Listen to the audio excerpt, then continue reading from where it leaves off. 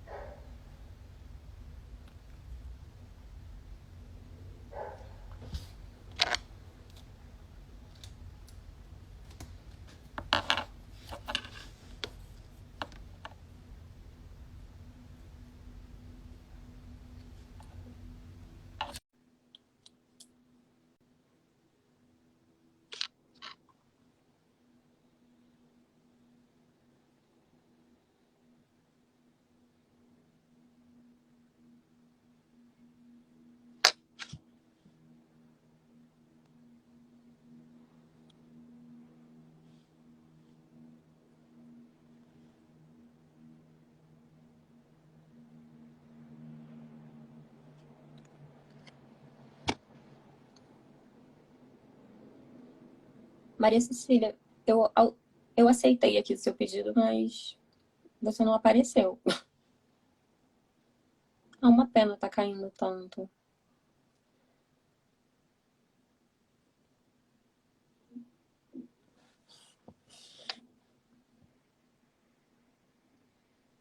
Agora apareceu. Tá me ouvindo? Vamos tentar de novo. As guerreiras do Instagram, gente, a gente vai criar um canal próprio aqui.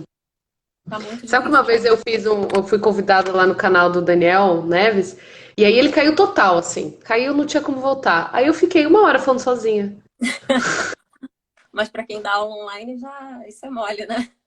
É, fazer o quê? Vamos lá. E o pessoal ia comentando, então tá bom, né? Ele pediu mil desculpas, depois a gente fez outra, mas foi engraçado. Daqui a pouco você vai ter que ficar falando sozinha aí.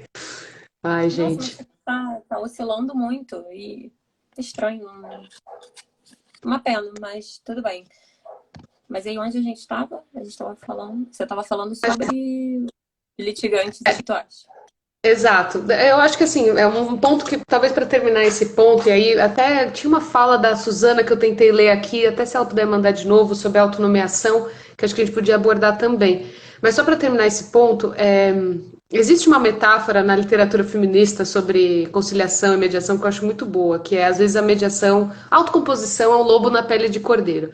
Então parece algo que é muito, vamos dizer, democrático e pode-se ser. Só que também, como não existem as salvaguardas do processo judicial, não existem aquelas salvaguardas da própria aplicação da norma jurídica, né? Você tem a potencialidade de estar diante de injustiças ainda mais severas, a meu ver, do que quando você está diante de uma decisão judicial. Então, a gente às vezes acha a conciliação algo muito inofensivo, né, da autonomia da vontade, mas a barganha e o desequilíbrio de poder repercutem de forma muito acentuada em uma mesa de negociação, né? Ainda mais quando essa mesa envolve grandes interesses, envolve grandes litigantes, não tem representantes de litigantes ocasionais à altura. Você pode ter uma mesa de negociação que nos leva a um resultado pior do que uma decisão judicial poderia levar, porque ela é muito sensível aos desequilíbrios informacionais e aos desequilíbrios de barganha. As pressões ocorrem, né? Então, é bem complicado. Eu acho que a mesa de negociação, quando você envolve interesses coletivos, deve ser pensada com muita cautela, apesar de ser uma solução importantíssima. Então, aqui A doutora Suzana está perguntando, dá para falar em representatividade adequada indicada por terceiro? A autonomeação não seria um elemento intrínseco da representatividade? Então, acho que a Zona quer dizer assim, no sentido de ter no IRDR, você está lá com vários casos e o próprio tribunal indica, ó, esse caso aqui e esses representantes serão os representantes dessa coletividade desse grupo. É isso, né, Suzana? Parece que ela está aqui.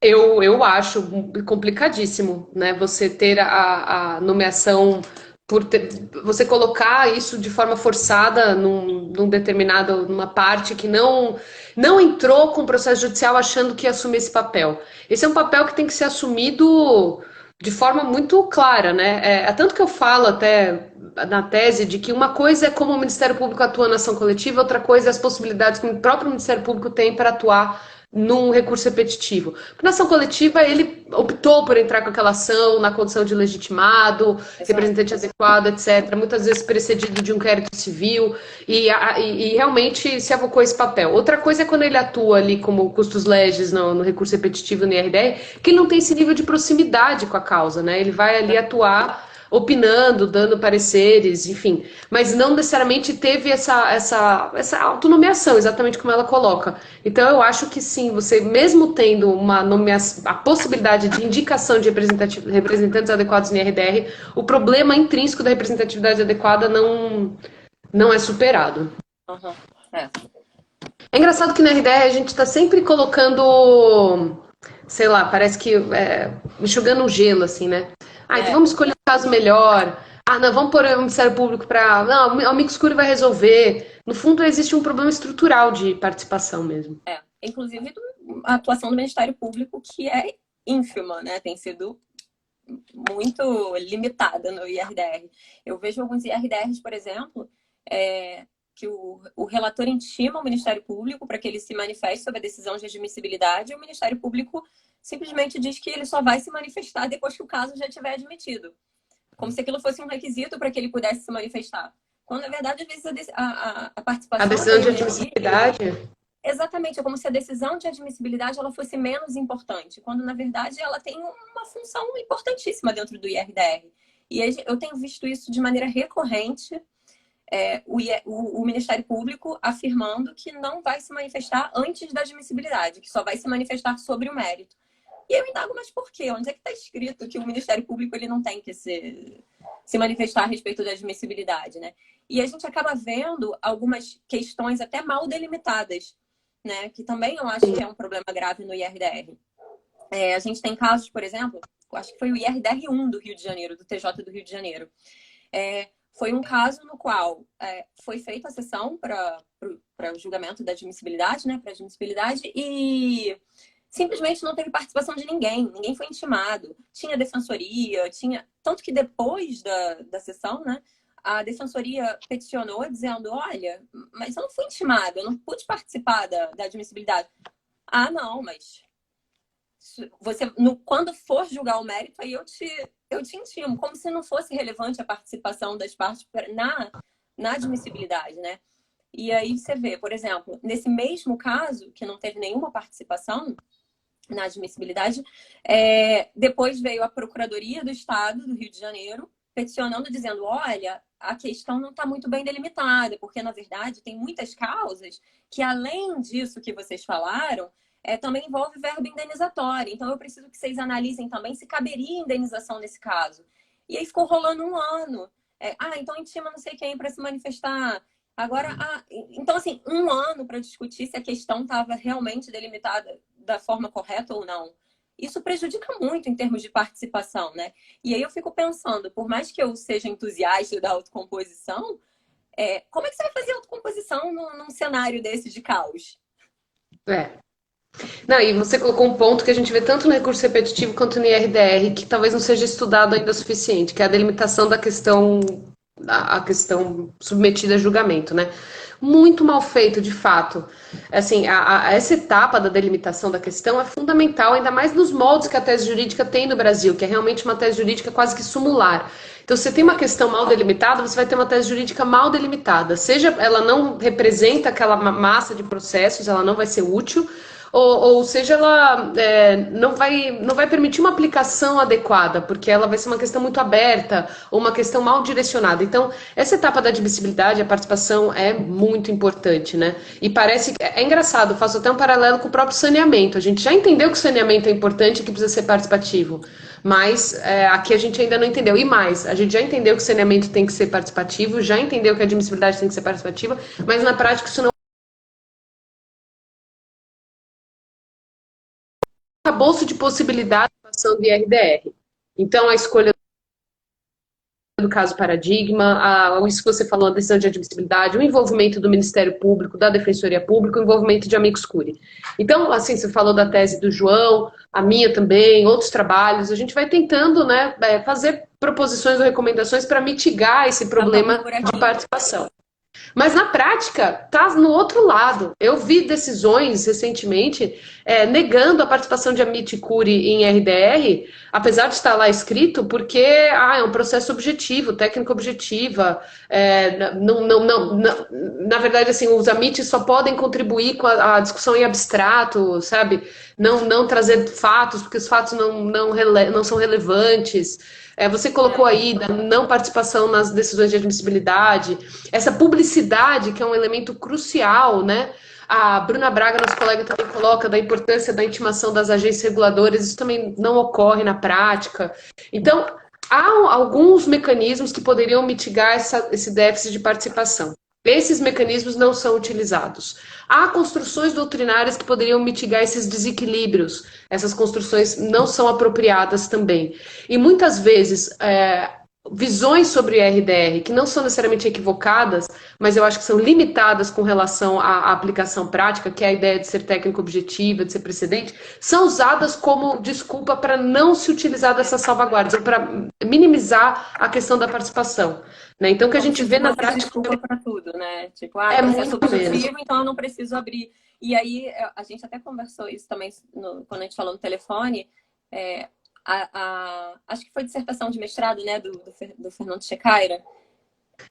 Ela é Sim. muito emblemática para mim em relação a esse tema, porque você vê ali, não, todos os desembargadores entrevistados acharam que não, participação é excelente, tem que ter participação e tudo mais. Mas o que que você faz, né? Como que você fomenta isso? Mas é técnica objetiva, vai demorar muito tempo e tudo mais. Como se isso justificasse tudo. Sim. É um absurdo, né? Exato. Mesmo audiências públicas pouquíssimas, né, em caso de RDR, curso repetitivo, é raro acontecer. Nas sessões de julgamento, eu sempre brinco, né? Existe esse medo, vai deixar todo mundo ir lá falar na sessão de julgamento, vai virar o caos, tumulto. Não tem ninguém. Assim, casos super importantes aqui no TJ de São Paulo e outros tribunais, sessões vazias. Sem participação direta das partes dos casos individuais, tampouco amicus curiae, geralmente só dos grandes litigantes. Então, até uma fala que você estava tendo antes da gente travar, numa das vezes que a gente travou aí, que é os amigos, muita gente defendia, eu lembro no início do RDR, os debates falando, não, mas tem amiticúria, amiticúria. Os amiticúrias têm muito mais estofo, aqueles que são dos grandes litigantes, então não funciona. Era E exatamente o que eu estava aí, falando na hora que caiu, né? exato, Porque, assim, eu vejo muito as pessoas que tratam dessa questão da participação falando da figura dos amicus como se fosse assim, não, isso vai resolver o problema ou vai amenizar. E, na verdade, pode gerar um problema ainda muito maior, né? Porque se você já tem ali um déficit de participação gigantesco, se você pega e, além disso, ainda coloca ao lado dos litigantes habituais a miticure bem fortes, como acontece no caso dos bancos, por exemplo, cara, você acaba de vez com a outra parte, né? sim, não tem muita saída. Mas até para assim, talvez chegar para não dizer assim, elas não fecharam a pergunta, né? Pode autocomposição no IRDR? Minha opinião é que, bom, todos aqueles problemas que a gente já apontou do IRDR ficam mais intensificados no âmbito da autocomposição. Eu Uhum. acho que no ambiente, no contexto sem representatividade adequada, É não é muito. possível. Essa discussão que a Suzana colocou, eu concordo. Eu acho que uma nomeação de um representante adequado também é insuficiente.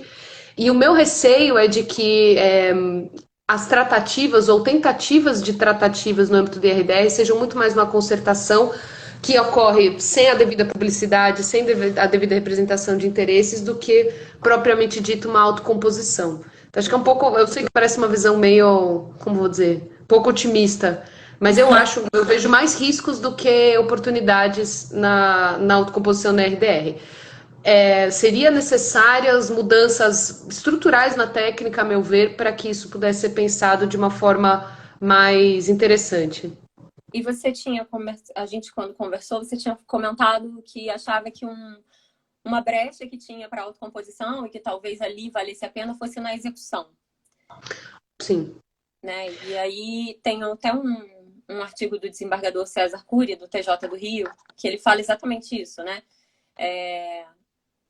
Ele ele começa falando da técnica do IRDR e tudo mais, e da liquidação, e ele fala, na verdade, a fixação de uma tese, ela não é uma satisfação, né?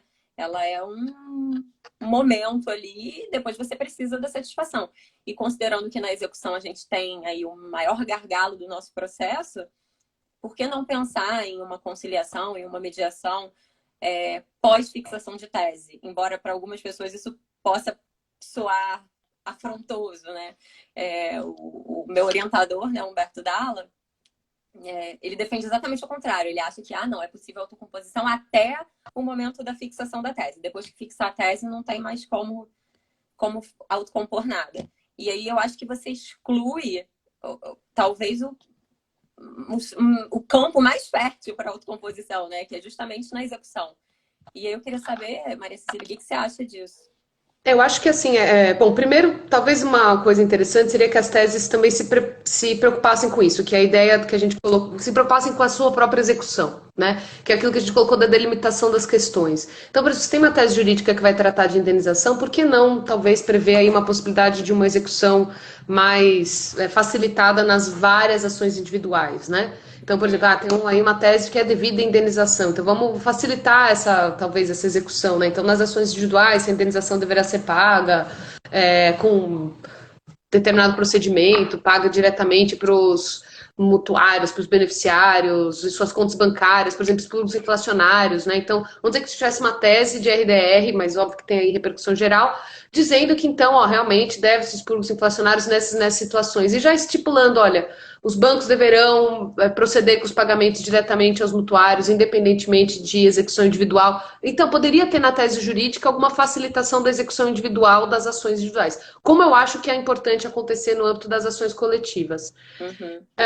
E o que pode ter algum espaço, eu diria que é na composição nas ações individuais, né? Então não seria talvez uma mesa coletiva de transação, mas poderia ter um mutirão, ou enfim. Aí sim, você